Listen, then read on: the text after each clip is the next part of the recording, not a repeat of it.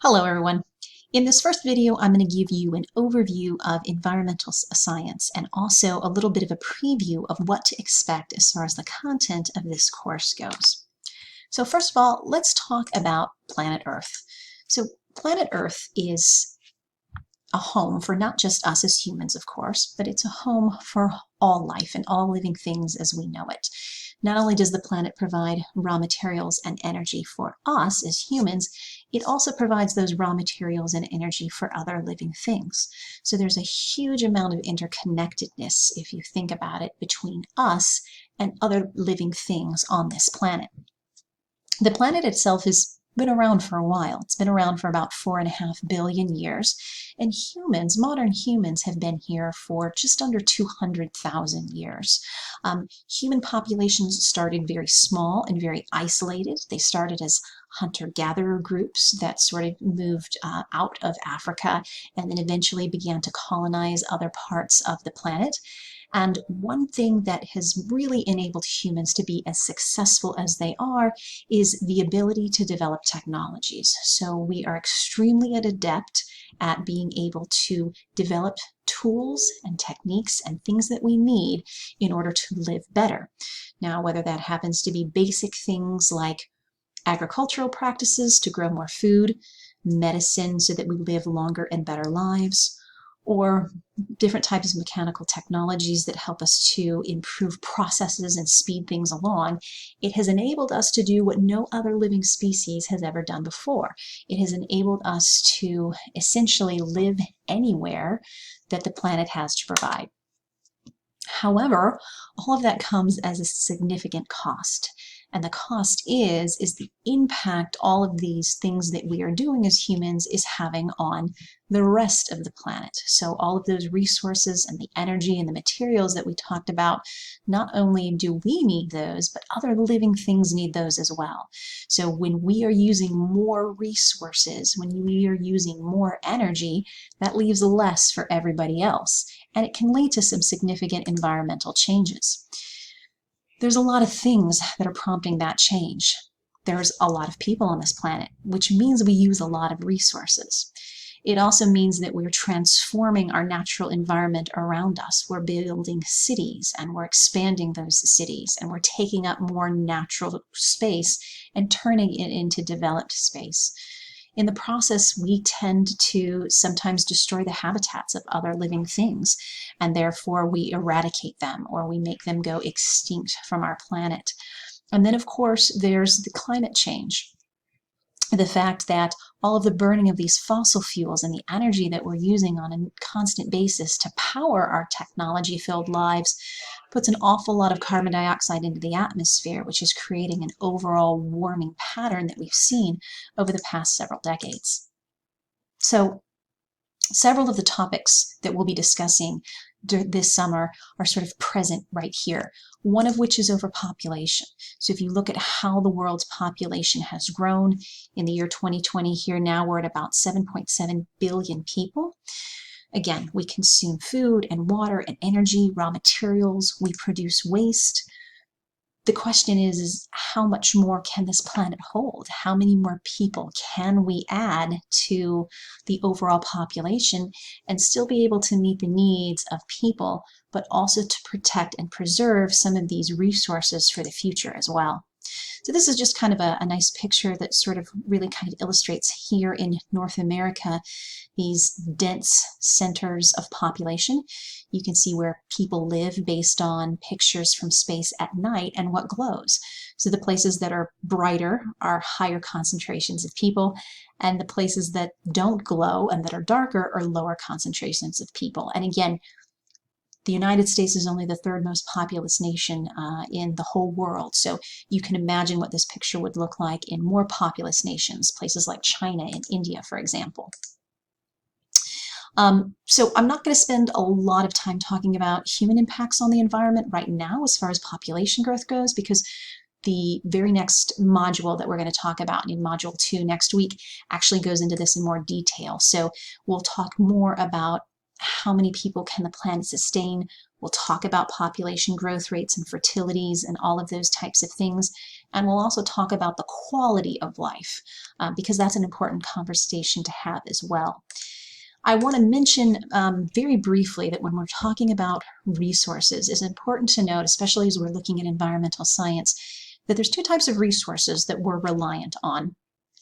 Some of these resources are things that are available and should be available in plenty of quantities essentially forever, or this idea that they're practically renewable. These things are called renewable resources. And again, they're virtually unlimited. So energy coming from the sun, water on our planet, it cycles around our planet, the soil that we use to grow things, the forests, trees are replenishable, right? So if you cut down a tree, as long as you plant another one, you should still have trees in the future. However, it's important to remember how long it takes to replenish things. If you cut down a tree and don't replant that tree, and you cut all your trees down, sure, you can eventually have more trees again, but it's going to take time for those trees to grow. So it's possible to overexploit these resources, and that's why it's important to protect them. The air, the water, the soils, the trees. Then there are other things that we refer to as non-renewable. These are things that only have a finite supply. We're going to eventually run out of them someday. All of our fossil fuels fall into this category. Minerals, things that we mine out of the ground. There's only so much of these, and once they're gone forever.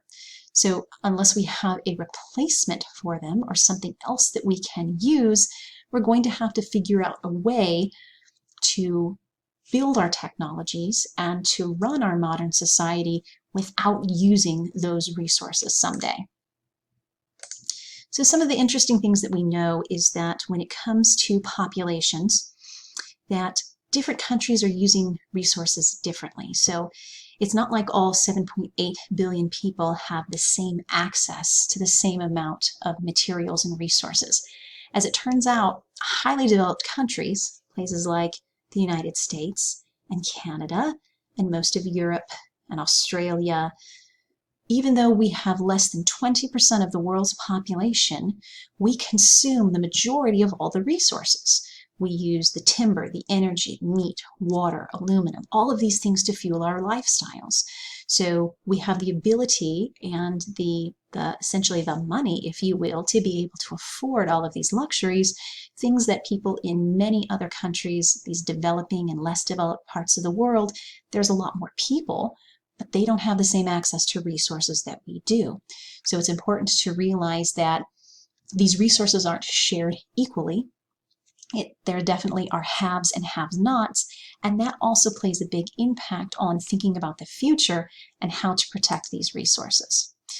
Also, as it turns out, we as developed countries also produce the most waste and the most pollution, again, just based on our lifestyles. So if we look at all of the human impacts on the environment, okay, kind of everything that we're doing, right? We're creating pollution and we're degrading environments and we're using resources and we're creating waste. If we sort of look at the picture of everything that we're doing, we use this term sustainability. And I'll mention sustainability several different times in the several next coming weeks. This idea of sustainability is really a focus of environmental science. It's not enough for us just to understand what's going on. We also want to come up with practical solutions. So we understand that humans are having an impact on the environment, but what are we going to do about it? These are the things that we can focus on. So the nice thing about environmental science is it's very problem-based. So we're looking at a problem and we're trying to find potential solutions. So this concept of sustainability is quite simply figuring out how to meet our needs now, but also ensuring that future generations also have access to the resources to meet their needs as well. So if we can do that, the idea is that this planet can support us for a long, long, long, long time, and that we will be able to enjoy sort of our modern conveniences, but we'll also make sure that people in the future also are able to enjoy some of those conveniences as well. So it's based on a lot of things. It's based on what impact we have on the environment. It's based on the idea that we know some resources are finite. We have to understand our consumption model. Our model of consumption simply means the amount of resources that we're using right now versus what we have available in the future. And it also takes into account this idea that this is a responsibility for everyone, right? We all need to think about this responsibility that we have to protecting our planet. So at this point, this is some of where we kind of talk about some of the problems that we're facing. And so you can ask ourselves, well, are we living sustainably now? Well, if we take a look at some of the issues that we're having currently, the answer to that question is no. We're seeing lots of things happening right now that suggest we are not living sustainably. We have, of course, global climate change is rapidly impacting living things and creating places and habitats that are no longer livable. It's creating oceans where, oceans are the next one. We are have deforestations, so where we're cutting down trees and we are using that land for other uses, and we're not repopulating those trees. So these are areas in the world where you see vanishing forests. These are areas in the world where you see habitat loss due to climate change, places that aren't livable anymore for either people or for living things because of what we're doing to the climate. Fish catch are in danger of going down because we are changing our oceans. They're becoming more acidic. They're becoming more polluted. We're not catching as much fish as we used to. Other parts of the world are at risk of losing so much water that we no longer have, they become arid and you can't support plant life anymore. And when you can't support plant life, what happens is it turns into a desert. We call it desertification. And then we also have things like ice caps melting and our ozone is depleting. And we could go on and on and on about all of the problems that we're currently facing. But what really we want to take out of this is we want to take out of it that yes, there are problems. And yes, we know that there are things that we can do better. But first we have to sort of understand those problems and understand our impact on those problems. So that's where environmental science comes in. So environmental science, while we're sort of billing it as biology, it falls under the category of biology, but it really is a little bit more interdisciplinary than probably any other field of biology, because we're not just talking about the living things, we are also talking about economics, we're talking about societal impacts, we're talking about hunger and poverty and all of these other issues that are all sort of tied and connected together. And that's what makes environmental science so interesting. So again, comes from lots of different fields here. In addition to biology, we have information that we're going to be talking about this semester that's a little bit more geology-based, geography-based, some chemistry. We'll throw in some economics and agriculture, ethics and law. All of it kind of gets wrapped up together for us to understand how the natural world functions. So that's one of our goals. Identifying, understanding, and again, key here is solving problems that we have created. It's not just enough to do the first two. Identify and understand. Okay, well that's great, but without this problem-based approach, without solving the problem, all we'll really do is talking in circles. So again, environmental science is not just a list of doom and gloom. Okay, so again, all of those problems, they seem, wow, it can almost seem insurmountable, right? Like, how are we going to solve all of this? But the good news is here is that we have an approach that works. We're working on problem solving and not just identifying things that are wrong. So that's it for the first sort of, again, overview and introduction. And as we go through the summer, we're going to go into more detail on each of those different points.